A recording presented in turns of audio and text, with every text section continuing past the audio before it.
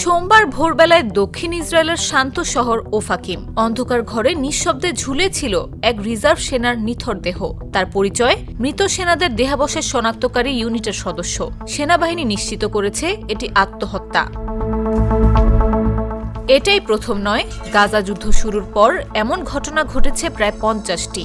Israeli সংবাদ মাধ্যম হারেটস বলছে, এই অদৃশ্য যুদ্ধে আত্মঘাতী সেনাদের সংখ্যা বাড়ছে। 2023 সালে 17 জন আত্মহত্যা করেছিলেন, যাদের মধ্যে 7 জনই অক্টোবরে যুদ্ধ শুরুর পর। 2024 সালে এখন পর্যন্ত আত্মহত্যার সংখ্যা দাঁড়িয়েছে 24-এ।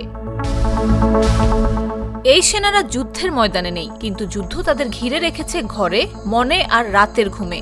বিশেষ করে যারা মরদেহ শনাক্ত করে যুদ্ধ শেষে বেঁচে ফিরে এসেছে, তাদের অনেকেই ভুগছেন পোস্ট ট্রমাটিক স্ট্রেস ডিসঅর্ডারে, যাকে পিটিএসডি বলা হয়।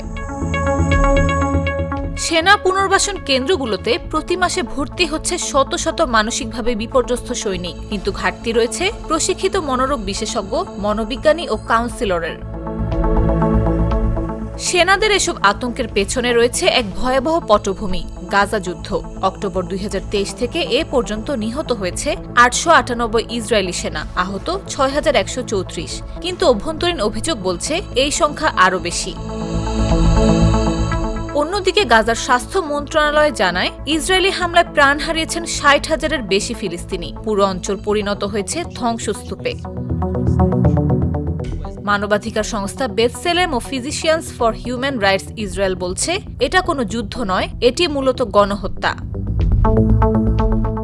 বিশ্বের চোখ এখন আন্তর্জাতিক বিচার আদালত ও আন্তর্জাতিক ফৌজদারি আদালতের দিকে, কিন্তু সে বিচার কবে হবে, আদৌ হবে কিনা জানেন না সেই নিঃশব্দ ঝুলে থাকা সেনাটিও। নিউজ ডেস্ক, জাগো নিউজ।